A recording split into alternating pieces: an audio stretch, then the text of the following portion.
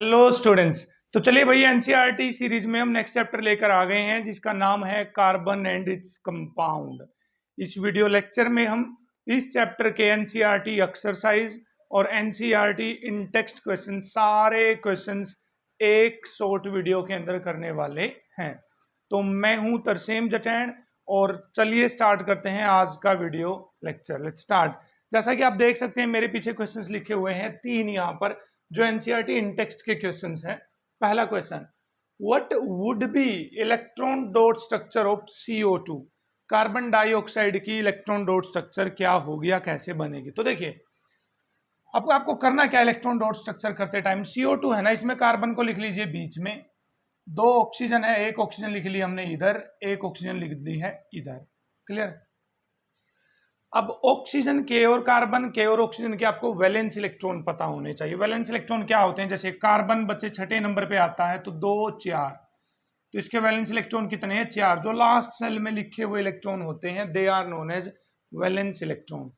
अब कार्बन के पास 4 वैलेंस इलेक्ट्रॉन, तो 4 डॉट लगा दो इसके चारों तरफ, 1 2 3 4। क्लियर है।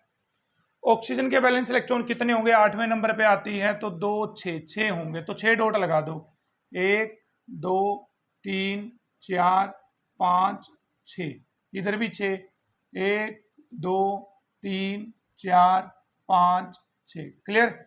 तो करना क्या आपको, जो भी एलिमेंट आपके पास उस मॉलिक्यूल के अंदर है उन एलिमेंट के जो वैलेंस इलेक्ट्रॉन उनकी डॉट लगा दीजिए उनके चारों तरफ।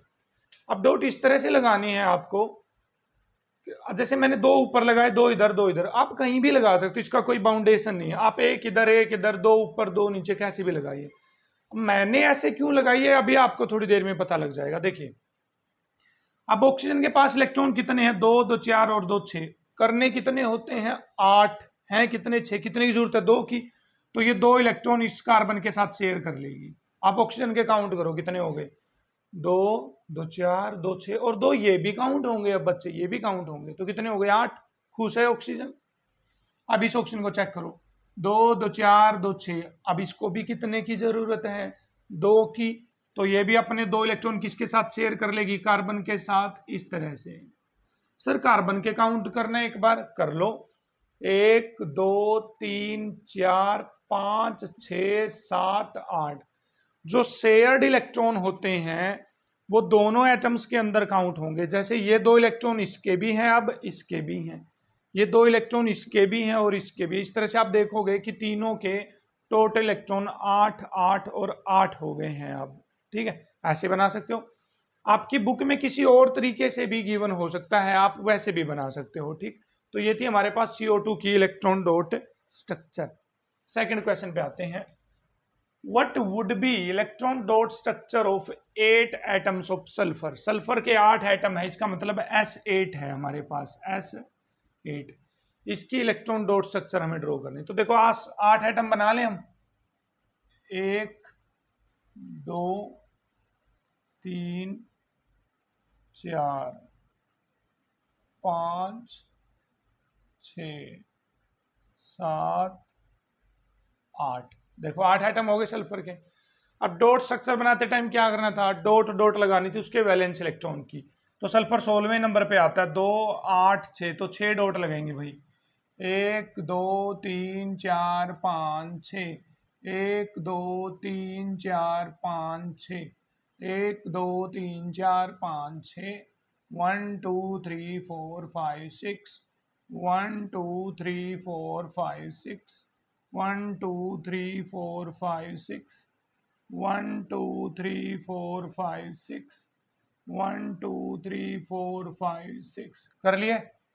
अब क्या करना है, देखो कि कितने शेयर करेगा ये, ताकि इसके 8 इलेक्ट्रॉन पूरे हो जाएं। देखो इसके पास 6 हैं, एक इधर से शेयर कर लिया 7, एक इधर से शेयर कर लिया 8, इसने भी इधर से शेयर कर लिया, देखो 8 हो गए, 2 2 4 2 6 7 8।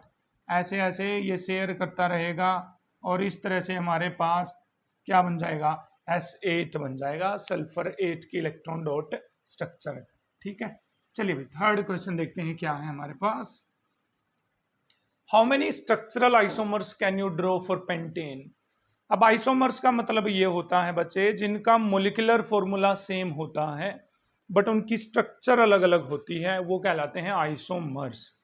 पहले पेंटेन का फॉर्मूला बना लेते हैं। हमारे पास पेंटेन का फॉर्मूला होता है C5H12।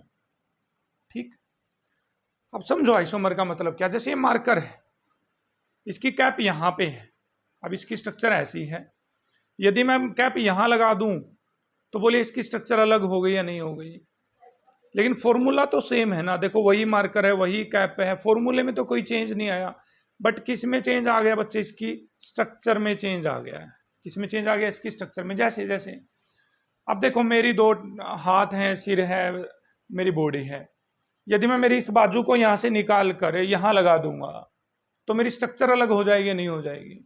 देखो यहां मेरा कोई भी हाथ नहीं रहेगा, यहां दो दो हाथ हो जाएंगे, लेकिन फॉर्मूला तो सेम रहेगा ना। दो हाथ तो अब भी है मेरे पास, दो टांगे भी हैं, फॉर्मूला सेम रहेगा बट स्ट्रक्चर अलग हो जाएगी, तो इसका मतलब वो आइसोमर बन गया है।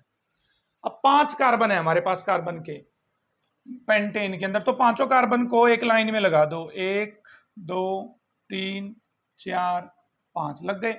12 हाइड्रोजन ऐसे लगा दो, हाइड्रोजन 1 2 3 4 5 6 7 8 9 10 11 12। एक तो ये आइसोमर बन गया इसका। अब क्या करो सर, हम 5 कार्बन को ना सीधा नहीं लगाना चाहते, हम तो ऐसे लगाएंगे, एक ऊपर एक नीचे, एक राइट में एक लेफ्ट में, लगा दो भाई ऐसे। तो इसकी इसके हाइड्रोजन भी तो लगानी पड़ेगी ना, क्योंकि कार्बन 4 बॉन्ड बनाता है, तो उसके लिए हाइड्रोजन लगानी पड़ेगी। Hydrogen hydrogen hydrogen hydrogen hydrogen hydrogen hydrogen, बिल्कुल भाई ये भी आइसोमर बन गया है। बन गया बिल्कुल। सर हम तो ऐसे लगाना चाहते हैं सर, वाई बनाना चाहते हैं, 1 2 3 4 5, क्या बनाना चाहते हैं, वाई। तो यहां पर लगा दीजिए hydrogen hydrogen hydrogen hydrogen hydrogen. Sir कितनी हाइड्रोजन लगा रहे हो, हमें कैसे पता चलेगा। देखो कार्बन के कितने बॉन्ड बने हुए हैं, 1 2 3, बनाता कितने कार्बन बॉन्ड, 4, तो इसका मतलब यहाँ एक हाइड्रोजन लगेगी। इसके कितने बॉन्ड बने हुए हैं, 2, बनाता कितने बॉन्ड, 4, तो इसका मतलब 2 हाइड्रोजन की जरूरत है इसको। इसने एक बॉन्ड बना रखा है, इसका मतलब इसको 3 हाइड्रोजन चाहिए। यहाँ पर हाइड्रोजन हाइड्रोजन हाइड्रोजन, तो ये 3 आइसोमर आप बना सकते हो किसके, पेंटेन के, जिसमें से इस आइसोमर का नाम होगा एन पेंटेन। क्या होगा, एन पेंटेन। इसका नाम होगा नियोपेंटेन, और इसका नाम होगा हमारे पास आइसोपेंटेन। क्लियर है कहानी यहां तक की। पेंटेन के कितने आइसोमर बनेंगे हमारे पास, 3 आइसोमर्स यहां पर बनेंगे।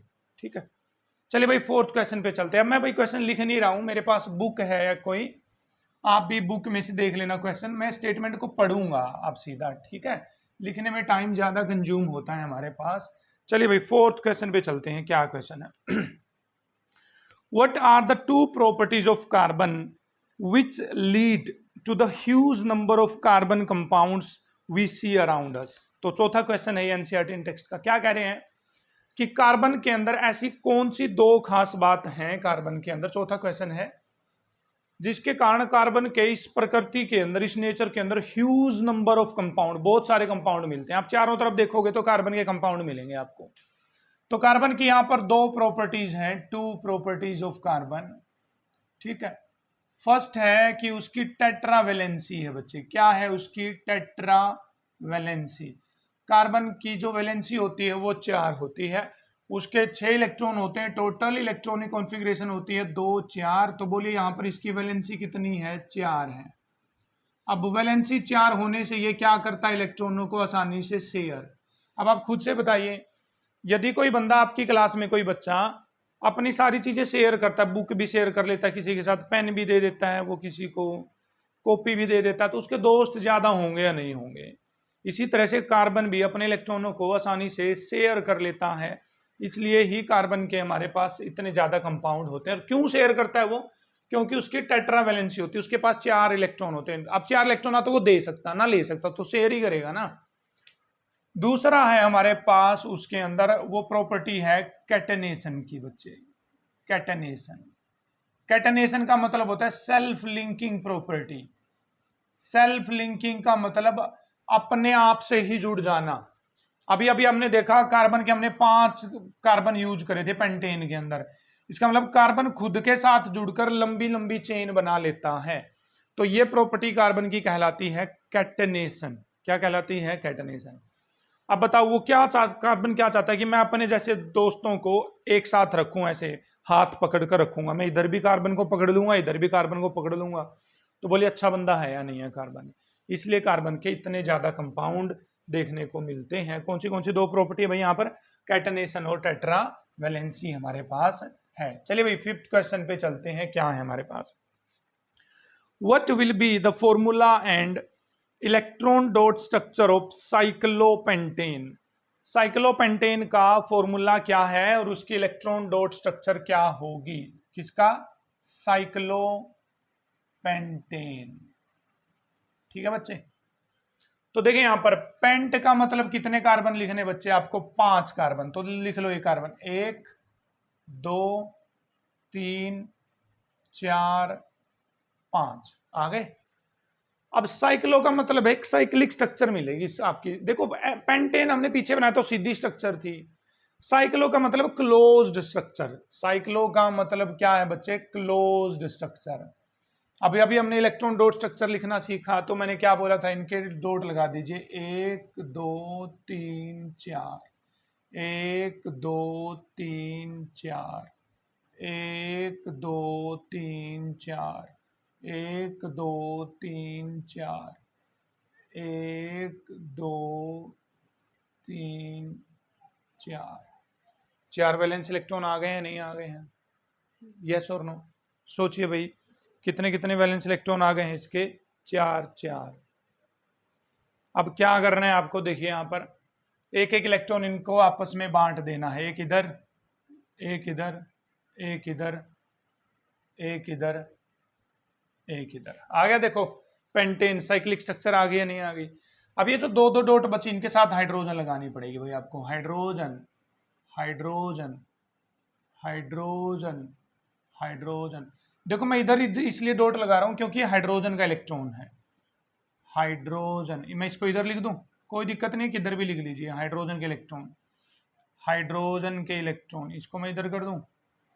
हाइड्रोजन के इलेक्ट्रॉन, हाइड्रोजन के इलेक्ट्रॉन, देन हाइड्रोजन का इलेक्ट्रॉन। अब काउंट करो इसका फॉर्मूला क्या हो गया। कार्बन कितने आए बच्चे इसमें? 5 C5। हाइड्रोजन कितनी आई है? 2 2 4 2 6 2 8 और 2 10। तो हाइड्रोजन आई है 10। तो ये फॉर्मूला होता है साइक्लोपेंटेन का। और इस तरह से लेविस डॉट स्ट्रक्चर बनेगी हमारे पास किसकी बच्चे? साइक्लोपेंटेन की। बढ़ते हैं हमारे पास सिक्स्थ क्वेश्चन की तरफ। कहां पर? सिक्स्थ क्वेश्चन पे। चलिए भाई सिक्स्थ क्वेश्चन क्या बोल रहे हैं?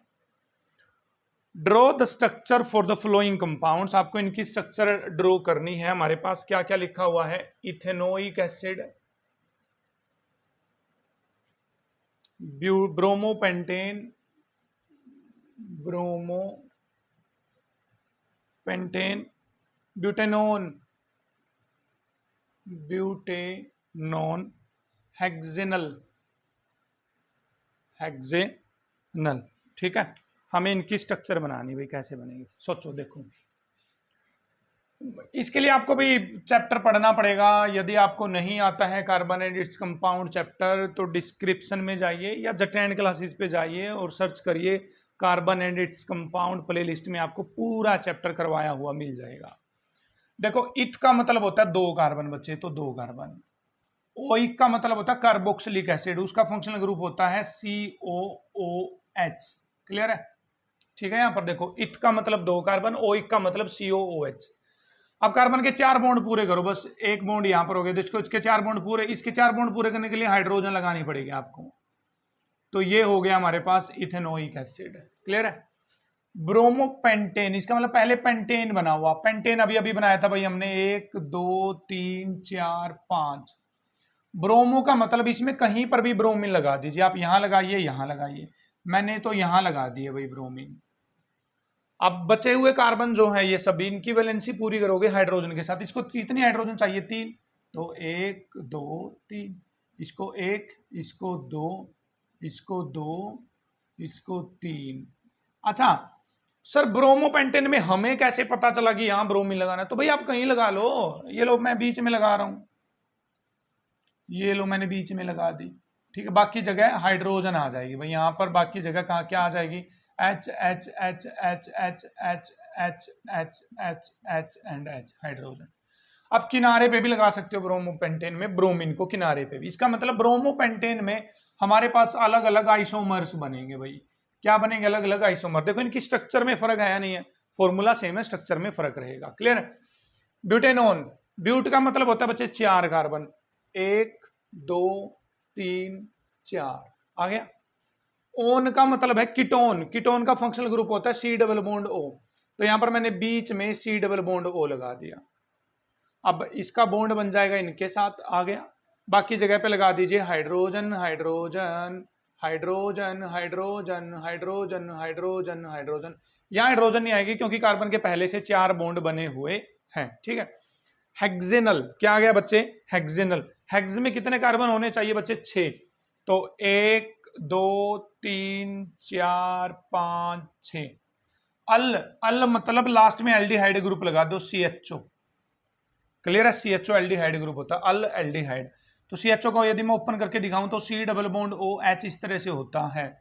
इनमें सभी में क्या लगेगी? हाइड्रोजन वैलेंसी पूरी करने के लिए hydrogen hydrogen hydrogen hydrogen hydrogen hydrogen hydrogen hydrogen hydrogen. बढ़ते हैं 7th क्वेश्चन की तरफ। क्लियर है? चलिए भाई, how would you name the flowing compounds. आपको बताना है कि इन कंपाउंड के नाम आप कैसे लिखेंगे। ठीक, क्वेश्चन नंबर आ गया भाई हमारे पास अब 7th। ठीक, चलिए देखते हैं। सॉरी भाई, एक बार लाइट चली गई है। ठीक है भाई, चलो फिर करते हैं। इनका हमें बताना है कि क्या नाम होगा, नाम लिखना है इनका। ठीक है, तो देखिए यहां पर बच्चे, यहां पर 2 कार्बन है, दो के लिए वर्ड यूज होता है बच्चे इथ, इथ। अब क्योंकि कार्बन कार्बन के बीच में सिंगल बॉन्ड है तो आएगा एन। अब इसमें ब्रोमीन लगी हुई है तो ब्रोमीन को आगे लिखा जाएगा ब्रोमो लिखकर, ऐसे ब्रोमो लिखकर। तो इसका नाम क्या हो गया है? Bromo ethane, bromo ethane. ठीक है, यहां आते हैं। पहले तो फंक्शनल ग्रुप पहचानो भाई। यहां पर फंक्शनल ग्रुप है एल्डिहाइड। एल्डिहाइड के लिए जो वर्ड यूज होता है पीछे चलकर वो होता है अल। क्या होता है? अल। अब इसमें कार्बन कितने बच्चे? 1। तो नाम हो जाएगा मिथेनल। क्या नाम हो जाएगा? Methanal, methanal. सर यहां पर आपने एन क्यों लगाया? तो डबल बॉन्ड है। डबल बॉन्ड कार्बन कार्बन के बीच में देखना होता है हमें, कार्बन कार्बन के बीच में। यहाँ तो कार्बन ऑक्सीजन के बीच में, तो वो कोई दिक्कत नहीं है। तो एक कार्बन के लिए मिथ सिंगल बॉन्ड है तो एन, और एल्डिहाइड के लिए अल। इसका नाम देखते हैं। यहाँ पर कार्बन काउंट करो पहले कितने? 1 2 3 4 5 6। 6 के लिए क्या आएगा बच्चे? वर्ड हेग्स, हेग्स। अब यहां पर सिंगल बॉन्ड नहीं है, ट्रिपल बॉन्ड आ गया तो हेक्साइन। क्या आ जाएगा? हेक्साइन। ट्रिपल बॉन्ड के लिए आइन। अब ट्रिपल बॉन्ड पहले नंबर पे आया हुआ है, देखो पहले नंबर के बाद, तो इसलिए आप इसको लिख सकते हो प्रॉपरली हेग्स 1 आइन। क्या लिख सकते हो? हेग्स 1 आइन। 1 आइन का मतलब पहले कार्बन पे क्या है हमारे पास? ट्रिपल बॉन्ड प्रेजेंट है। चलिए बढ़ते हैं भाई 8th क्वेश्चन की तरफ। क्या है हमारे पास? Why is the conversion of ethanol to ethanoic acid an oxidation process. कि इथेनॉल से इथेनोइक एसिड का कन्वर्जन ऑक्सीडेशन प्रोसेस क्यों कहलाता है? कौन सा? Question number 8। अब इथेनॉल का फॉर्मूला होता है बच्चे CH3CH2OH, और इथेनोइक एसिड का फॉर्मूला होता है CH3COOH। हमसे पूछा गया है यहां पर कि ये जो प्रोसेस है ये ऑक्सीडेशन का प्रोसेस क्यों है? बताओ क्यों है? सोचो खुद से। यहां ऑक्सीजन कितनी है बच्चे? 1। यहां ऑक्सीजन कितनी है बच्चे? 2। है या नहीं है? एक ऑक्सीजन से 2 ऑक्सीजन पे जा रहे हो तो इसका मतलब ऑक्सीजन का गेन हो रहा है या नहीं हो रहा है? क्या रहा ऑक्सीजन का गेन? तो gain of oxygen is known as oxidation. दूसरा, यहां पर हाइड्रोजन काउंट करो, ये 2 एक्स्ट्रा हाइड्रोजन है यहां पर। क्या यहां पर है? देखो 3 और 1 4 तो यहां पर भी है, 3 और 1 4 तो यहां पर भी है। यहां पर तो हाइड्रोजन नहीं है, तो यहां पर हाइड्रोजन 2 एक्स्ट्रा है, तो इसका मतलब यहां पर हाइड्रोजन का क्या हो रहा है बच्चे? लॉस हो रहा है। And loss of hydrogen is known as oxidation. ठीक है ना? इसलिए इस प्रोसेस को क्या बोला जाता है हमारे पास? ऑक्सीडेशन का प्रोसेस बोला जाता है। ठीक है, क्योंकि इसमें ऑक्सीजन गेन हो रही है और हाइड्रोजन क्या हो रही है? लॉस। बढ़ते हैं 9th क्वेश्चन की तरफ। लेट्स सी, समझिए भाई। अ mixture of oxygen and ethyne.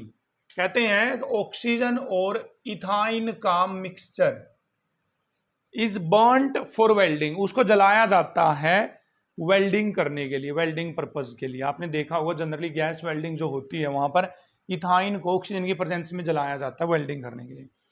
Can you tell why a mixture of ethyne and air is not used? ठीक है, या ऑक्सीजन प्लस इथाइन इसका तो यूज करते हैं हम, ये कह रहे हैं कि एयर का यूज क्यों नहीं करते, एयर प्लस में इथाइन का यूज क्यों नहीं करते, ऐसा आपको बताना है। मैं आपको बता दूं बच्चे, यहां पर इथाइन जब जलती है ऑक्सीजन की प्रेजेंस में तो CO2 बनती है। क्या बनती है? CO2। तो हम बोल सकते हैं कि इथाइन का यहां पर ऑक्सीडेशन होता है। क्या होता है? इथाइन का ऑक्सीडेशन। और ऑक्सीडेशन होने के लिए प्योर ऑक्सीजन यदि आपके पास होगी तो वो प्रोसेस फास्ट होगा और जल्दी होगा। यहां पर क्या होगा? वो प्रोसेस फास्ट और ज्यादा होगा। क्लियर है? इसलिए हम प्योर ऑक्सीजन का यूज करते हैं ताकि जो जलने में इथाइन को किसी भी तरह की कोई प्रॉब्लम ना आए, क्योंकि आपको पता है ऑक्सीजन एक ऐसी गैस है जो जलने में मदद करती है हमारे पास। इसलिए हम एयर की बजाय, क्योंकि एयर में तो 21% ऑक्सीजन है ना, 78% नाइट्रोजन पड़ी हुई है, तो इसलिए हम एयर का यूज नहीं करते। किसका यूज करते हैं? यहाँ पर ऑक्सीजन का ही यूज करते हैं, ताकि हाई टेम्परेचर पे जाकर जो इथाइन है ये आसानी से ऑक्सीडाइज हो जाए और जलने लग जाए। 10th क्वेश्चन पे बढ़ते हैं। How would you distinguish experimentally between an alcohol and a carboxylic acid? आपके पास एक तो है अल्कोहल और एक है बच्चे कार्बोक्सिलिक एसिड। मैंने आपको एक बीकर में अल्कोहल डाल के दे रखी है, मैंने आपको दूसरे बीकर में कार्बोक्सिलिक एसिड डालकर दे रखा है। दोनों दिखने में एक जैसे हैं। आपको पता करना है कि किसके अंदर अल्कोहल है और किसके अंदर क्या है, आपके पास कार्बोक्सिलिक एसिड है। ये कैसे पता करोगे? एक्सपेरिमेंटली। तो देखो, बताओ, कार्बोक्सिलिक एसिड का नेचर होता है बच्चे एसिडिक, बट अल्कोहल का नेचर एसिडिक नहीं होता। तो एसिड को टेस्ट कैसे करोगे? लिटमस पेपर की हेल्प से। तो आप बोलिए कि हम लिटमस पेपर डालकर देखेंगे इनके अंदर। यदि कार्बोक्सिलिक एसिड होगा तो वो ब्लू लिटमस पेपर को क्या कर देगा? रेड कर देगा। बताओ भाई, एसिड रेड ही बनाते हैं ना। बट अल्कोहल लिटमस पेपर पे कोई इफेक्ट नहीं डालेगी। क्लियर है कहानी यहां तक की? दूसरा, हमने एसिड बेस वाले चैप्टर में पढ़ा था एसिड की केमिकल प्रॉपर्टी में, यदि हमारे पास कार्बोक्सिलिक एसिड होगा, जैसे CH3COH ले लिया मैंने, उसमें हम मेटल कार्बोनेट डाल देते हैं, तो वो मेटल कार्बोनेट के साथ रिएक्शन करके कौन सी गैस छोड़ेंगे? CO2 gas. कौन सी गैस छोड़ेंगे बच्चे? CO2 gas. यदि CO2 गैस निकल रही है तो इसका मतलब कार्बोक्सिलिक एसिड है, और यदि नहीं निकल रही इसका मतलब अल्कोहल है, क्योंकि अल्कोहल तो इतनी जल्दी रिएक्ट करेगी नहीं कैल्शियम कार्बोनेट के साथ। क्लियर है कहानी यहां तक की? अब सर CO2 गैस निकली है वहां से, ये कैसे पता चलेगा? वो कैंडल जो है जलती हुई मोमबत्ती को बुझा देगी। तो इस तरह से इन दो प्रॉपर्टीज की हेल्प से हम पता कर सकते हैं कि किस बर्तन में अल्कोहल है और किस कंटेनर में हमारे पास कार्बोक्सिलिक एसिड है। चलिए हम अगले कंटेनर की तरफ नहीं, अगले क्वेश्चन की तरफ चलते हैं, 11th क्वेश्चन की तरफ। 11th क्वेश्चन क्या है? What are oxidising agents? Oxidising agent कौन होते हैं? ऑक्सीडाइजिंग एजेंट जनरली वो होते हैं जो ऑक्सीडेशन करते हैं। चलिए, मैं यदि ऑक्सीडाइजिंग एजेंट हूं तो मैं आपका क्या कर दूंगा? ऑक्सीडेशन कर दूंगा। ठीक है, तो oxidising agents are those which oxidise others, वो जो दूसरों को क्या कर देते हैं? ऑक्सीडाइज कर देते हैं। एंड इटसेल्फ गेट रिड्यूस्ड, और वो खुद क्या हो जाते हैं? रिड्यूस हो जाते हैं। उनको ऑक्सीडाइजिंग एजेंट बोला जाता है।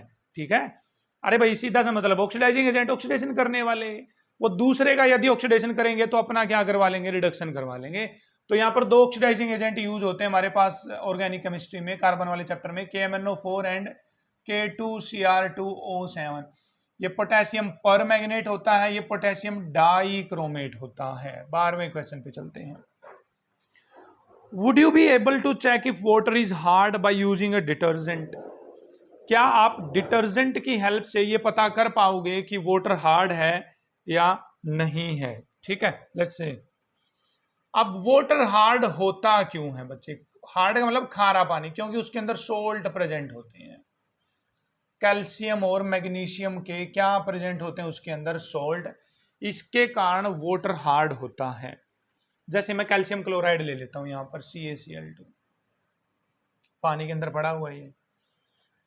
यदि हम उसके अंदर सोप डाल देते हैं, सोप, तो जो सोप है उस हार्ड वाटर के अंदर जो सोल्ट प्रेजेंट है उनके साथ रिएक्शन करके साबुन फट जाती है। जनरली आप देखते होंगे घर पे साबुन क्या हो जाती है, फट जाती है, या आपने देखा हुआ होगा। यदि साबुन फट गई इसका मतलब वो पानी कैसा है, खारा पानी है, इसका मतलब वो हार्ड वाटर है। सीधा का सा मतलब ये है। लेकिन ये पूछ रहे हैं क्या डिटर्जेंट की हेल्प से आप ऐसा कर सकते हो, तो आंसर आएगा बच्चे नहीं, क्योंकि डिटर्जेंट चाहे हार्ड वाटर हो चाहे सॉफ्ट वाटर हो, दोनों के दोनों पानी में अच्छी तरह से डिटर्जेंट क्या बना लेते हैं, झाग बना लेते हैं। अब डिटर्जेंट की हेल्प से तो आप नहीं पता कर सकते ना कि पानी हार्ड है या सॉफ्ट है। किसकी हेल्प से पता कर सकते हो, सोप की हेल्प से, क्योंकि सोप फट जाएगी यदि पानी हार्ड है तो। लेकिन डिटर्जेंट पे ऐसा कोई इफेक्ट नहीं पड़ेगा। बढ़ते हैं क्वेश्चन नंबर 13 पे, 13वां क्वेश्चन भाई, 13वां। People use a variety of methods to wash clothes. Usually, after adding the soap, they beat the clothes on a stone. On beating it with a paddle, scrub with a brush, or the mixture is agitated in a washing machine. Why is agitation necessary to get clean clothes? समझिए इसका मतलब क्या। कहते हैं कि generally आपने लोगों को कपड़े धोते हुए देखा होगा, या तो वो कपड़े को धोते हैं जब वो पीटते हैं किसी चीज के साथ, थापी जिसको बोलते हैं भाई, हमारी लैंग्वेज में थापी बोलते हैं उस चीज को जिससे हम पीटते हैं कपड़ों को, या ऐसे कपड़े को पकड़कर ऐसे दीवार पर भिड़ाते हैं ऐसे ऐसे जोर जोर से, या वॉशिंग मशीन में उनको एजिटेट करते हैं, मतलब घुमाते हैं स्पीड से। तो ऐसा क्यों होता है, लेट्स सी, इसका रीजन समझ लेते हैं। देखिए मान लीजिए आपके पास कपड़ा है, कपड़ा, और इसके अंदर ये मैल फंसा हुआ है। अब साबुन का मॉलिक्यूल होता है कुछ इस तरह से, इस तरह से। इसका ये वाला पोलर पार्ट होता है, ये वाला हाइड्रोफोबिक, ये हाइड्रोफिलिक, ये हाइड्रोफोबिक। अब कपड़े में से मैल तब तक बाहर नहीं निकलेगा जब तक मैल के अंदर ये जो साबुन का मॉलिक्यूल है इस तरह से नहीं फंसेगा। देखिए इस तरह से, इस तरह से जब तक ये नहीं फंसेगा तब तक ये कपड़ा साफ नहीं होगा। और जब ये मैल के अंदर चला जाता है साबुन का मॉलिक्यूल, तो ये मिसल की फॉर्मेशन कर लेता है। अब बताओ, ताकि ये साबुन का मॉलिक्यूल मैल के बिल्कुल अंदर चला जाए और उसको साफ कर दे, या कपड़े के अंदर चला जाए और उसको साफ कर दे, इसके लिए हमें ऐसे करना पड़ेगा, उसको रगड़ना पड़ेगा ताकि अच्छे से अंदर चला जाए, या थप्पी से पीटना पड़ेगा ताकि इनके अंदर कपड़े में स्ट्रेचिंग हो जाए थोड़ी सी और ये साबुन का मॉलिक्यूल अंदर चला जाए, या मशीन में एजिटेट करना पड़ेगा, हमें उसको स्पीडली रोटेट करना पड़ेगा। तो क्या क्यों करते हैं ऐसा, ताकि अच्छे से क्लीनिंग हो और वहां पर सोप का मॉलिक्यूल मैल के मॉलिक्यूल के साथ, डर्ट के मॉलिक्यूल के साथ अच्छी तरह से मिसल फॉर्मेशन कर ले, and due to the micelle formation वहां पर हमारे पास कपड़े की क्लीनिंग का प्रोसेस जो है वो बहुत ही अच्छे तरीके से होगा। तो यहां पर भाई हमारे पास 13 क्वेश्चन है एनसीईआरटी इन टेक्स्ट क्वेश्चन में, ये होते हैं कंप्लीट। और बढ़ते हैं अब एक्सरसाइज की तरफ। चलिए स्टूडेंट्स, एनसीईआरटी एक्सरसाइज की तरफ हम बढ़ते हैं। हमारे पास जैसा कि देख सकते हैं आप, मेरे पीछे कुछ क्वेश्चंस लिखे हुए हैं एनसीईआरटी एक्सरसाइज के, जिनमें से पहला क्वेश्चन क्या है देख लेते हैं। Ethane with molecular formula C2H6 has, पहले तो आप C2H6 की स्ट्रक्चर बना लीजिए। देखिए 2 कार्बन है तो इसका मतलब 1 कार्बन, 2 कार्बन, 6 हाइड्रोजन है तो 3 हाइड्रोजन मिलेंगी इसको और 3 हाइड्रोजन मिलेंगी इसको। तो आपको कार्बन कार्बन के बीच में सिंगल बॉन्ड बनाना है क्योंकि पीछे एन वर्ड है, यहां single single single single single single. अब क्वेश्चन बढ़ते हैं क्या है। इथेन जिसका मोलिकुलर फॉर्मूला C2H6 है, इसके अंदर कितने कोवेलेंट बॉन्ड है? 6 कोवेलेंट बॉन्ड है, 7 है, 8 है या 9 है? तो काउंट करो कोवेलेंट बॉन्ड। ये कोवेलेंट बॉन्ड है। कोवेलेंट बॉन्ड जो इलेक्ट्रॉनों की शेयरिंग से बनते हैं, 1 2 3 4 5 6 7, तो इसका मतलब इसमें 7 कोवेलेंट बॉन्ड प्रेजेंट है। आंसर आ जाएगा बी हमारे पास, that it has 7 covalent bonds. Clear है? चलिए सेकंड क्वेश्चन पे बढ़ते हैं भाई, क्या है हमारे पास अब। Butanone is a 4 carbon compound with functional group. आपको बताना है कि ब्यूटेनोन में कौन सा फंक्शनल ग्रुप होता है। मैंने ऑप्शंस काट दिए भाई, इसके बुक के अंदर ऑप्शन दे रखे हैं, मैंने काट दिए हैं। लेकिन अब देखो पीछे से देखो, ओन की आवाज आ रही है। ओन का मतलब बच्चे इसके अंदर कीटोन फंक्शनल ग्रुप प्रेजेंट है। क्या आंसर आ जाएगा? कीटोन। कीटोन का फंक्शनल ग्रुप होता है C डबल बॉन्ड O, या ऐसे कर लो या इसको ऐसे लिख लीजिए आप, तो इसका आंसर आ जाएगा कीटोन। क्लियर है कहानी यहाँ तक की? चलिए थर्ड क्वेश्चन पे बढ़ते हैं। अब हम क्या बोल रहे हैं हमसे, third question, while cooking if the bottom of the vessel is getting blackened it means that, जब आप खाना पकाते हो और जो खाने पकाने वाला बर्तन है उसका जो तला है वो काले रंग का हो रहा है, तो इसका मतलब क्या? इसका मतलब ये है भाई, जो आपने फ्यूल यूज किया है ना, फ्यूल वो अच्छी तरह से जल नहीं रहा, पूरी तरह से जल नहीं रहा, उसमें अनबर्नट अनबर्नट कार्बन पार्टिकल्स हैं अभी। क्या है उसके अंदर? अनबर्नट कार्बन पार्टिकल्स। मान लीजिए मैं इस मार्कर को जलाऊंगा, यदि इसके अंदर कार्बन के पार्टिकल पूरी तरह से नहीं जलेंगे तो वो कार्बन के पार्टिकल बर्तन के साथ चिपक जाएंगे, तो इसका मतलब ये पूरी तरह से नहीं जल रहा है इसलिए बर्तन को काला कर रहा है। तो इसका आंसर आएगा, देखिए, food is not cooked completely, ये तो नहीं आ सकता भाई, खाना नहीं पका हुआ तो बर्तन काला होने का क्या मतलब है? The fuel is not burning completely, yes this is the right answer. तो इसका आंसर आ जाएगा बच्चे सेकंड। कौन सा आंसर आ जाएगा? सेकंड। ठीक है, चलिए भाई मैं आगे के क्वेश्चंस फिर से बोर्ड पे नहीं लिख रहा हूं, इसके लिए मैं बुक का यूज कर रहा हूं। हमारे पास आ गया क्वेश्चन नंबर 4। Let's proceed. ये क्या कहना चाहता है हमसे? 4th क्वेश्चन पढ़ रहा हूं मैं भाई इस बुक में से जो भी है मेरे पास। Explain the nature of the covalent bond using the bond formation in CH3Cl। आपके पास CH3Cl के अंदर आपको बताना है कि किस तरह के बॉन्ड बने हुए हैं, इसको एक्सप्लेन करना है, इसको बनाकर। तो सोचिए इसके अंदर कौन कौन प्रेजेंट है। इसके अंदर बच्चे कार्बन, हाइड्रोजन, हाइड्रोजन, हाइड्रोजन और Cl, ये 4 एलिमेंट कार्बन के ऊपर लगे हुए हैं। तो क्या करना था, हम जब इलेक्ट्रॉन डोट स्ट्रक्चर बनाते थे तो यहां पर मैं कार्बन लिख दूं। कार्बन के वैलेंस इलेक्ट्रॉन कितने होते हैं? 4, 1 2 3 4। हाइड्रोजन के वैलेंस में कितने इलेक्ट्रॉन होते हैं? 1, तो यहां पर हाइड्रोजन जुड़ जाएगी, इसके साथ 1 इलेक्ट्रॉन शेयर कर लेगी। ठीक है, अब दूसरी हाइड्रोजन ऊपर जोड़ देता हूं मैं, 1 इलेक्ट्रॉन अपना शेयर कर लेगी। तीसरी हाइड्रोजन को जोड़ देता हूं मैं, यहां अपना 1 इलेक्ट्रॉन क्या कर लेगी? शेयर। अब क्लोरीन के वैलेंस में कितने इलेक्ट्रॉन होते हैं बच्चे? क्लोरीन 17वें नंबर पे आती है, तो 2 8 7 वैलेंस इलेक्ट्रॉन होते हैं। तो लिखिए क्लोरीन नीचे 7 इलेक्ट्रॉन बनाइए, 1 2 3 4 5 6 और 7।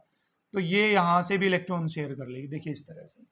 अब कार्बन के इलेक्ट्रॉन काउंट करो बच्चे, 1 2 3 4 5 6 7 8। खुश है कार्बन? बिल्कुल। हाइड्रोजन को 2 करने होते हैं, देखो 2 ही बन गए हैं, यहां पर भी 2 बन गए, यहां पर भी 2 बन गए। क्लोरीन के काउंट करो, 2 2 4 2 6 और 1 7 और एक कार्बन वाला 8। तो इस तरह से CH3Cl बना है। और यहां पर जो बॉन्ड बने हैं बच्चे वो बने हैं इलेक्ट्रॉन शेयरिंग के कारण, due to the sharing of electron. देखो यहाँ पर इलेक्ट्रॉन का शेयर हुआ, यहाँ पर शेयर, यहाँ पर शेयर, यहाँ पर शेयरिंग। तो यहाँ पर जो बॉन्ड इनके अंदर प्रेजेंट है वो कौन सा बॉन्ड है बच्चे? कोवेलेंट बॉन्ड प्रेजेंट है। कैसी बॉन्डिंग प्रेजेंट है इसके अंदर? कोवेलेंट बॉन्डिंग प्रेजेंट है। तो ये था हमारे पास ये वाला क्वेश्चन। क्लियर है ना? चलिए फिर 5th क्वेश्चन पे बढ़ते हैं। भैया आपको क्लियर होना चाहिए ये सारी चीजें। Let's proceed to 5th question. क्या है हमारे पास? 5th क्वेश्चन कह रहा है draw the electron dot structure. आपको इलेक्ट्रॉन डॉट स्ट्रक्चर बतानी है। इलेक्ट्रॉन डॉट स्ट्रक्चर आपको बनानी है किस किस की? इथेनोइक एसिड है, इथेनोइक एसिड है, H2S है आपके पास, हाइड्रोजन सल्फाइड है, प्रोपेनॉन है बच्चे आपके पास, प्रोपेनॉन है, एंड है आपके पास F2। इन 4 की आपको इलेक्ट्रॉन डॉट स्ट्रक्चर बनानी है। तो चलिए पहले तो फॉर्मूला बना लेते हैं भाई इथेनोइक एसिड का। फिर से आगे भाई, इथ का मतलब है 2 कार्बन, ओइक का मतलब यहाँ पर फंक्शनल ग्रुप आ जाएगा C डबल बॉन्ड OOH, और सिंगल बॉन्ड आएगा कार्बन कार्बन के बीच में, क्योंकि एन आया हुआ है। यहाँ पर आ जाएगी हाइड्रोजन, वो भी 3। कितनी? 3। चलिए अब इसके इलेक्ट्रॉन डॉट स्ट्रक्चर बनाते हैं। तो ये जो कार्बन है बीच में कार्बन, इसके चारों तरफ कितने इलेक्ट्रॉन आएंगे बच्चे? 4। 1 2 3 4। ऊपर हाइड्रोजन है, इसका 1 इलेक्ट्रॉन शेयर हो जाएगा। यहाँ हाइड्रोजन है, उसका 1 इलेक्ट्रॉन शेयर हो जाएगा। नीचे हाइड्रोजन है, उसका 1 इलेक्ट्रॉन शेयर हो जाएगा। अब इस कार्बन पे आ जाओ, इस वाले कार्बन पे, इसके भी कितने इलेक्ट्रॉन होंगे? 4। 1 2 3 4। यहाँ से 1 शेयर हो जाएगा। इधर आ गई है ऑक्सीजन, इधर आ गई है हाइड्रोजन, ऊपर भी आ गई है ऑक्सीजन। अब ऑक्सीजन के वैलेंस में कितने इलेक्ट्रॉन होते हैं टोटल? 6। तो 2 2 4 2 6, 2 2 4 2 6, हाइड्रोजन के साथ 1। अब देखो ये मैंने ऊपर 2 इलेक्ट्रॉन क्यों बनाए कार्बन के, ताकि ऑक्सीजन के साथ डबल बॉन्ड बना सके। ये लो भाई, यहाँ पर सिंगल बॉन्ड, यहाँ पर सिंगल बॉन्ड, और ये हो जाएगी इलेक्ट्रॉन डॉट स्ट्रक्चर किसकी, इथेनोइक एसिड की। ठीक है, चलिए H2S पे आते हैं। बीच में रहेगा सल्फर, इधर रहेगी हाइड्रोजन, इधर रहेगी हाइड्रोजन। सल्फर के बैलेंस में इलेक्ट्रॉन होते हैं 6, तो 2 2 4 5 और 6। इधर से 1 इलेक्ट्रॉन शेयर हाइड्रोजन का, इधर से 1 इलेक्ट्रॉन शेयर, तो ये हो जाएगा H2S। क्लियर है। चलिए भाई प्रोपेनोन पे चलते हैं। प्रोपेनोन, प्रोप का मतलब है 3 कार्बन, 1 2 3। ओन का मतलब यहाँ पर कीटोन आ जाएगा इस तरह से, बाकी जगह आ जाएगी यहाँ पर हाइड्रोजन हाइड्रोजन। चलिए इसकी इलेक्ट्रॉन डॉट स्ट्रक्चर बनाते हैं। तो carbon carbon carbon oxygen, carbon के इलेक्ट्रॉन कितने होते हैं वैलेंस में, 4, तो 1 2 3 4, 1 2 3 4, 1 2 3 4, 1 2 3 4 5 6। देखो यहाँ पर एक शेयर हो जाएगा, यहाँ पर, यहाँ पर, यहाँ पर। अब यहाँ पर हाइड्रोजन भी तो आएगी ना, देखो 3 हाइड्रोजन है, एक शेयर कर लेगी, एक और शेयर कर लेगी, एक और नीचे से शेयर कर लेगी। इसी तरह से यहाँ पर एक हाइड्रोजन शेयर कर लेगी, एक और हाइड्रोजन शेयर कर लेगी, एक और हाइड्रोजन शेयर कर लेगी। भैया आपको डिटेल में सीखने के लिए कि इलेक्ट्रॉन डॉट स्ट्रक्चर कैसे बनती है, तो आप हमारे चैनल जटैन क्लासेस की प्लेलिस्ट में जाकर देख सकते हैं कार्बन एंड इट्स कंपाउंड पूरा चैप्टर। फ्लोरीन F2, तो देखिए fluorine fluorine valence electron dot में दिखाइए, 7 होते हैं भाई फ्लोरीन के पास, 2 2 4 2 6 और 1 7, 2 2 4 2 6 और 1 7। तो यहाँ से एक एक इलेक्ट्रॉन शेयर हो जाएगा, और इस तरह से हम इलेक्ट्रॉन डॉट स्ट्रक्चर बना पाएंगे 5th क्वेश्चन में। ठीक है, चलते हैं 6th क्वेश्चन की तरफ। क्या है भाई हमारे पास, what is the 6th question. ठीक है, तो भाई 6th क्वेश्चन कहता है हमारे पास, what is a homologous series, explain with an example. Homologous series क्या होती है, चलिए भी देख लेते हैं। Homologous series, let us see. देखिए, यदि मैं कहूं कि आप सारे के सारे अल्केन्स के एग्जांपल बताइए, अल्केन्स, तो आप कहोगे sir methane, ethane, propane, butane, ये सब एल्केन है। मीथेन का फॉर्मूला होता है बच्चे CH4, इथेन का फॉर्मूला होता है बच्चे C2H6, प्रोपेन का फॉर्मूला होता है C3H8, ब्यूटेन का फॉर्मूला होता है C4H10। तो देखिए होमोलोगस सीरीज का मतलब क्या है, एक सीरीज होनी चाहिए आपके पास, और उनके कंपाउंड्स के बीच में CH2 यूनिट का डिफरेंस होना चाहिए। देखो CH2 यूनिट का, बोलो इससे एक कार्बन ज्यादा है या नहीं, एक कार्बन, 4 हाइड्रोजन यहाँ 6 यहाँ, तो कितनी हाइड्रोजन ज्यादा, 2, तो CH2 यूनिट का डिफरेंस है या नहीं है। इसके और इसके बीच में देखो, अरे भाई जैसे मैथ में आप अरिथमेटिक प्रोग्रेशन होती है AP, उसमें आप कॉमन डिफरेंस निकालते हो ना D, उसी तरह से कॉमन डिफरेंस निकालिए यहाँ का। तो बताइए यहाँ पर कितना आएगा, 2 कार्बन 3 कार्बन तो 1 कार्बन, 6 हाइड्रोजन 2, 8 हाइड्रोजन तो 2 हाइड्रोजन। तो यदि किसी सीरीज में CH2 यूनिट का डिफरेंस आ रहा है उसके कंपाउंड्स के बीच में, तो इसका मतलब वो कहलाती है होमोलोगस सीरीज।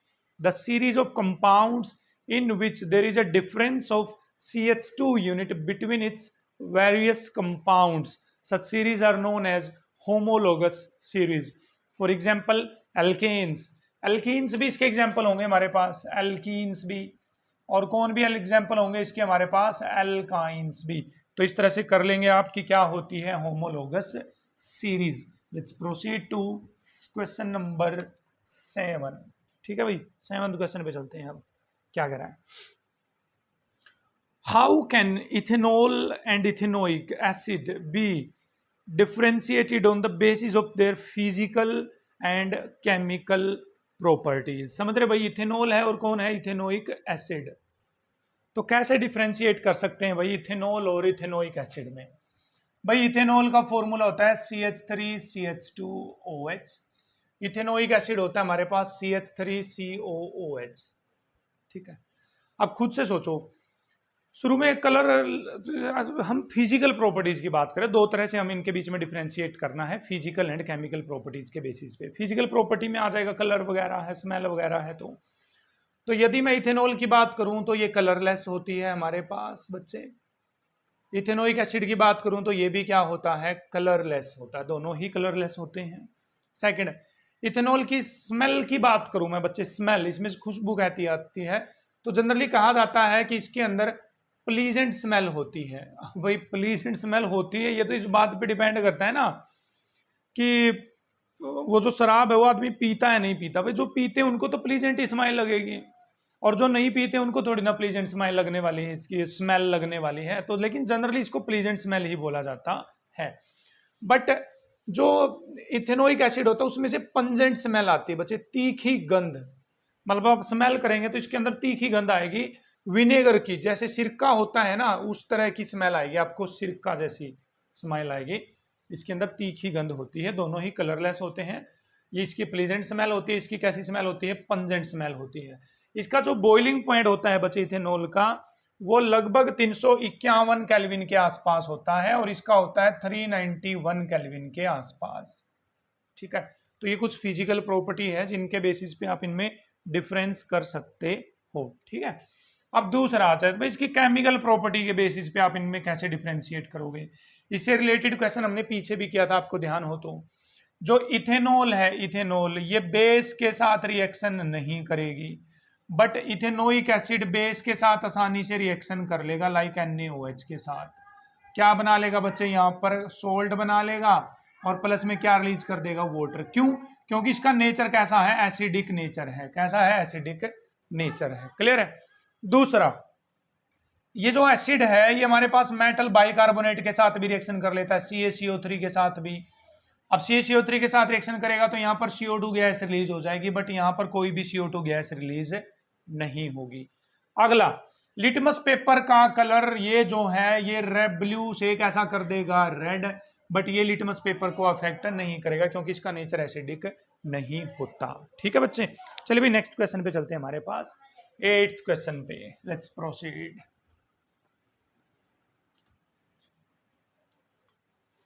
तो चलिए भैया 8th क्वेश्चन क्या बोल रहा है मैं हम देख लेते हैं। यहां पर हमारे पास, why does micelle formation takes place when soap is added to water?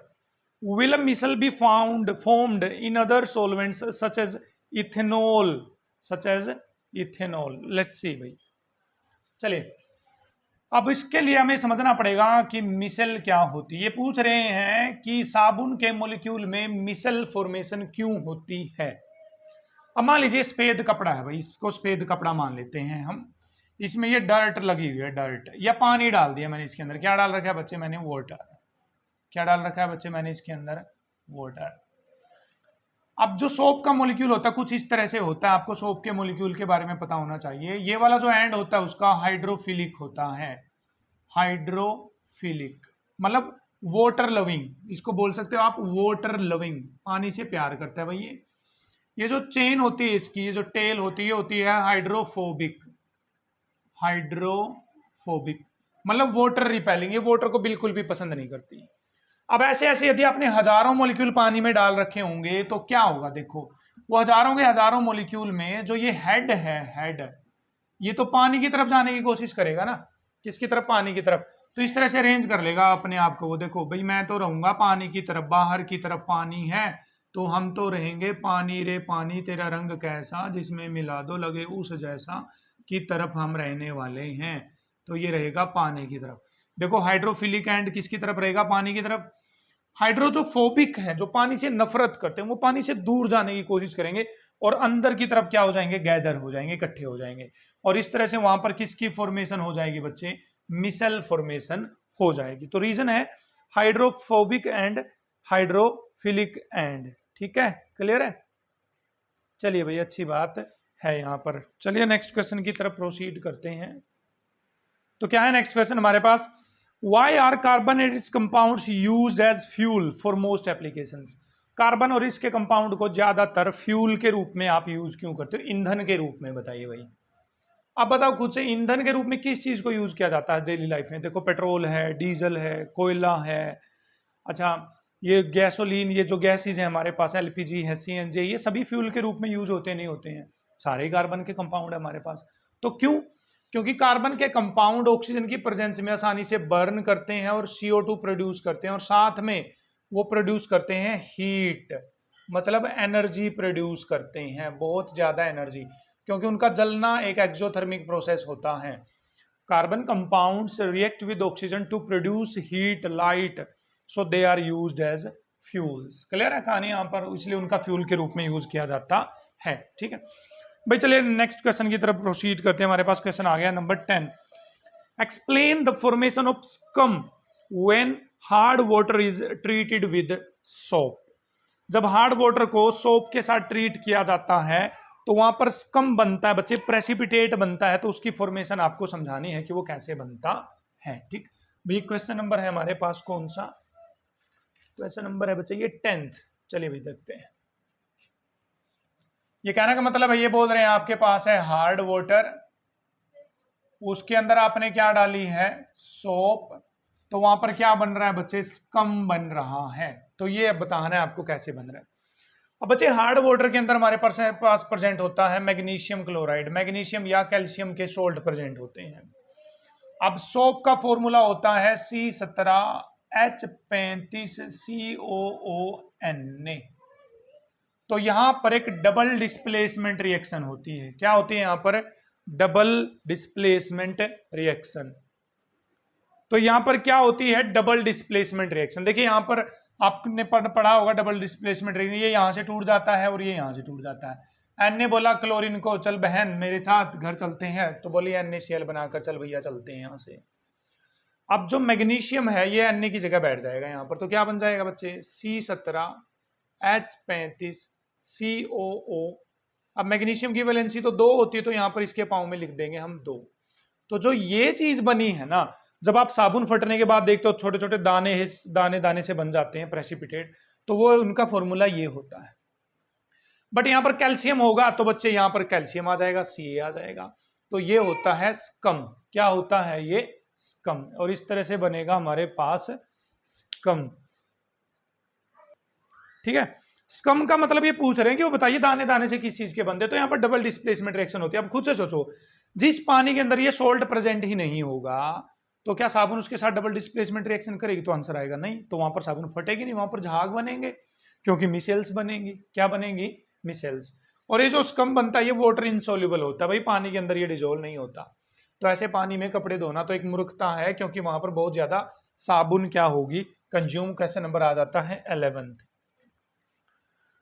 What change will you observe if you test soap with litmus paper, red and blue? जब आपके पास सोप है, साबुन है, और उसको लिटमस पेपर के साथ आप ट्रीट कर रहे हो सोप को, साबुन को। अब भाई सोप का जो नेचर होता है बच्चे, वो होता है बेसिक। कैसा होता है, बेसिक। अब बेसिक चीजें क्या करती है, रेड लिटमस पेपर को क्या बना देती है, ब्लू बना देती है। तो यहाँ पर जो सोप होगी जनरली साबुन कपड़े धोने वाली, वो रेड लिटमस पेपर को क्या कर देगी, ब्लू कर देगी। कर लेंगे तो क्वेश्चन आसान था। 12th, what is hydrogenation, what is it's industrial application. Hydrogenation से आप क्या समझते हैं, चलिए देख लेते हैं भाई हाइड्रोजिनेशन का मतलब क्या है। हाइड्रोजिनेशन का सीधा सा मतलब समझिए, हाइड्रोजन का ऐड होना, हाइड्रोजन का ऐड होना। जैसे आपके पास अनसैचुरेटेड हाइड्रोकार्बन होते हैं, अनसैचुरेटेड मतलब जिनमें डबल या फिर ट्रिपल बॉन्ड प्रेजेंट होता है। जैसे भैया आपके पास CH2 डबल बॉन्ड CH2 है, आप इसमें हाइड्रोजन डाल दो तो क्या होगा बच्चे, देखिए 2 हाइड्रोजन है ना, एक यहां लग जाएगी एक यहां लग जाएगी, तो यहाँ क्या बन जाएगा CH3, यहां भी क्या बन जाएगा बच्चे CH3, लेकिन डबल बॉन्ड की जगह सिंगल बॉन्ड आ जाएगा। कैटलिस्ट होना चाहिए यहाँ पर निकल या फिर प्लेटिनम, ये कैटलिस्ट होते हैं। तो इस रिएक्शन को बोला जाता है हाइड्रोजिनेशन रिएक्शन। मतलब अनसैचुरेटेड हाइड्रोकार्बन में हाइड्रोजन को ऐड करना निकल प्लेटिनम कैटलिस्ट के साथ और उनको सैचुरेटेड हाइड्रोकार्बन में बदल देना ही हाइड्रोजिनेशन कहलाता है। ठीक है, the addition of hydrogen into unsaturated hydrocarbon with the help of catalyst as nickel and platinum to convert unsaturated hydrocarbon into saturated hydrocarbon is known as hydrogenation। ठीक है, और एग्जांपल भी ले सकते हो आप यहाँ पर, ये लो CH3 CH double bond CH2 में मैंने H2 डाल दी है। अगेन मेरे पास निकल प्लेटिनम कैटलिस्ट है, तो एक हाइड्रोजन यहाँ लग जाएगी, एक हाइड्रोजन यहाँ। जहां डबल बॉन्ड वाले कार्बन है उन्हीं पे हाइड्रोजन लगेगी, तो बच्चे क्या हो जाएगा CH3, यहाँ पर हो जाएगा CH2, यहाँ पर हो जाएगा CH3, तो ये हाइड्रोजनेशन है। इसकी इंडस्ट्रियल एप्लीकेशन हमसे पूछ रहे हैं। देखो आपने घर पे घी देखा होगा भाई, जो जिसको डालडा घी बोलते हैं जनरली, वो हाइड्रोजनेशन से बना होता है, क्योंकि जो ये वेजिटेबल ऑयल्स होते हैं वो अनसेचुरेटेड हाइड्रोकार्बन होते हैं, और वेजिटेबल ऑयल से वेजिटेबल घी बनाने के लिए हमें हाइड्रोजनेशन की हेल्प लेनी पड़ती है। तो इसकी इंडस्ट्रियल एप्लीकेशन क्या होगी कि वेजिटेबल जो ऑयल्स हैं इनको वेजिटेबल घी में कन्वर्ट करने के लिए इस रिएक्शन का यूज होता है। चलो हम बढ़ लेते हैं नेक्स्ट क्वेश्चन की तरफ, और वो आ गया हमारे पास 13th क्वेश्चन। क्लियर है भाई? 13th क्वेश्चन पे आ गए हैं। 13वां question, which of the following hydrocarbons undergo addition reaction, इनमें से कौन एडिशन रिएक्शन शो करेगा? ठीक, एडिशन रिएक्शन। अब एग्जांपल दे रखे हैं इन्होंने C2H6, C3H8, C3H6, C2H2 and CH4। अब पहले एडिशन रिएक्शन की कंडीशन सुन लीजिए। एडिशन रिएक्शन के लिए या तो डबल बॉन्ड होना चाहिए कंपाउंड के अंदर, या होना चाहिए ट्रिपल बॉन्ड। बिना डबल बॉन्ड और बिना ट्रिपल बॉन्ड आप एडिशन रिएक्शन शो नहीं करवा सकते। अब देखो यहां पर डबल बॉन्ड है या नहीं है भाई, देखो आपको पता होना चाहिए, फॉर्मूले होते हैं हमारे पास एल्केन, एल्कीन, एल्काइन के। एल्केन का होता है CnH2n+2, एल्कीन का होता है CnH2n, एल्काइन का होता है CnH2n-2। तो देखो 2 दूनी 4 और 2 6, ये तो एल्केन का फॉर्मूला था, ये तो गया।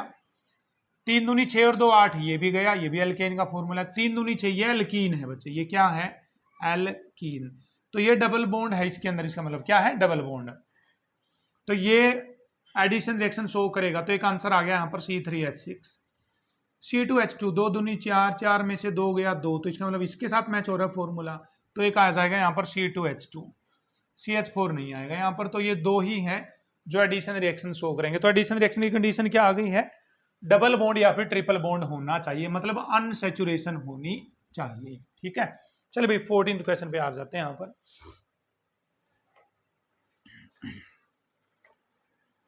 14th क्वेश्चन क्या कह रहा है यहाँ पर देख लेते हैं हमारे पास।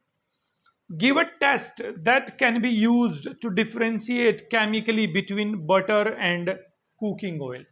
हमारे पास जो कुकिंग ऑयल होता है और जो बटर होता है, घी, उनके अंदर आप टेस्ट करना बताइए जिससे आपको ये पता चले कि कहां पर कुकिंग ऑयल है, कहां पर बटर है। देखो मैं बता दूं आपको, जो कुकिंग ऑयल होता है बच्चे वो होता है अनसैचुरेटेड हाइड्रोकार्बन, अनसैचुरेटेड, और जो बटर होता है वो होता है सैचुरेटेड हाइड्रोकार्बन। मतलब कुकिंग ऑयल के अंदर डबल या ट्रिपल बॉन्ड होते हैं, बट बटर के अंदर सिंगल बॉन्ड प्रेजेंट होते हैं। तो अभी अभी मैंने बोला था कि जहां डबल या ट्रिपल बॉन्ड प्रेजेंट होंगे वहां पर एडिशन रिएक्शन होगी या नहीं होगी? यस और नो, होगी या नहीं होगी? तो आप सीधा सा मतलब ये बोल सकते हो कि cooking oil addition reaction show करेंगे, लेकिन ये एडिशन रिएक्शन शो नहीं करेंगे। कौन? बटर। तो सीधा सा सिंपल है। अब एडिशन रिएक्शन कौन सी बच्चे? ब्रोमीन वाटर वाली जनरली एडिशन रिएक्शन करते हैं। कौन सी बच्चे? ब्रोमीन वाटर वाली। ब्रोमीन वाटर में मैं बताता हूं आपको क्या होता है। जैसे CH2 डबल बॉन्ड CH2, कहीं पर डबल बॉन्ड है, इसमें ब्रोमीन डाल दीजिए आप। ठीक है, क्या डाल देंगे इसके अंदर? Bromine water. अब जब ब्रोमीन है, जब एडिशन होगी तो एक ब्रोमीन यहां लग जाएगी, एक ब्रोमीन यहां, तो CH2 CH2 Br Br। तो इसका मतलब ब्रोमीन यदि यहां पर लग गई तो हमें पता चल गया है कि वहां पर अनसैचुरेटेड हाइड्रोकार्बन है। यस और नो? क्लियर है ना? ये जो ब्रोमीन वाटर है भाई, ये शायद येलो कलर का होता है। कैसे कलर का होता है हमारे पास? येलो कलर का। लेट मी कंफर्म कि ये येलो कलर का होता है नहीं होता है। ठीक है, तो अब यदि ब्रोमीन वाटर है और वो यहां पर ऐड हो गया जाकर ब्रोमीन, तो उसका येलो कलर डिसअपियर हो जाएगा नहीं हो जाएगा? हो जाएगा। तो यदि वो कलर डिसअपियर हो गया तो इसका मतलब वहां पर ब्रोमीन ऐड हो गई, और ऐड होगी तो इसका मतलब उसमें डबल या ट्रिपल बॉन्ड है, और डबल या ट्रिपल बॉन्ड है तो इसका मतलब वो कुकिंग ऑयल है, क्योंकि ऑयल में अनसैचुरेशन होती है। बट यहां पर देखो CH3 ले लिया मैंने सिंगल बॉन्ड, इसमें ब्रोमीन वाटर डालकर देखो आप, तो बताइए ब्रोमीन कहां लगेगी जाकर? कोई डबल बॉन्ड ट्रिपल बॉन्ड तो है नहीं। तो यहां पर ब्रोमीन वाटर का जो येलो कलर है बच्चे वो डिसअपियर नहीं होगा। तो पता चल जाएगा ना हमें, 2 बर्तन है, एक में तेल एक में घी, ब्रोमीन वाटर डाल दो, उसका कलर यदि डिसअपियर हो गया तो अनसैचुरेटेड है, यदि डिसअपियर नहीं हुआ तो क्या है, सैचुरेटेड है। चलिए भाई नेक्स्ट क्वेश्चन में बढ़ते हैं। 15th question, explain the mechanism of cleaning action of soap. साबुन के सफाई क्रियाक्रम को पूरा समझाइए आप, ठीक है, कि साबुन साफ कैसे करती है। Let's proceed to the last question of 15। समझता भाई, जल्दी जल्दी समझाएंगे आपको। मान लीजिए सफेद कपड़ा है, इसमें लगा हुआ है मैल। अब आपने इसको पानी में डाल दिया, इसके चारों तरफ क्या है, पानी। क्या इसके चारों तरफ है, पानी। अब आपको पता होना चाहिए साबुन के अंदर दो एंड होते हैं, एक हाइड्रोफिलिक एक हाइड्रोफोबिक। ये हाइड्रोफिलिक है, हाइड्रोफिलिक, ये बच्चे हाइड्रोफोबिक है, हाइड्रोफोबिक। हाइड्रोफोबिक मतलब जिसको पानी पसंद नहीं है, हाइड्रोफिलिक मतलब जिसको पानी पसंद है। तो जब आप इस पे साबुन लगाओगे तो बोलिए साबुन का हाइड्रोफिलिक एंड बाहर जाएगा, नहीं जाएगा। देखो हाइड्रोफिलिक कहाँ जाएगा, बाहर। बाहर चला मैं तो पानी की तरफ, सात समुंदर पार में तेरे पीछे पीछे आ गया। कौन, हाइड्रोफिलिक एंड। किसके पीछे, पानी के पीछे।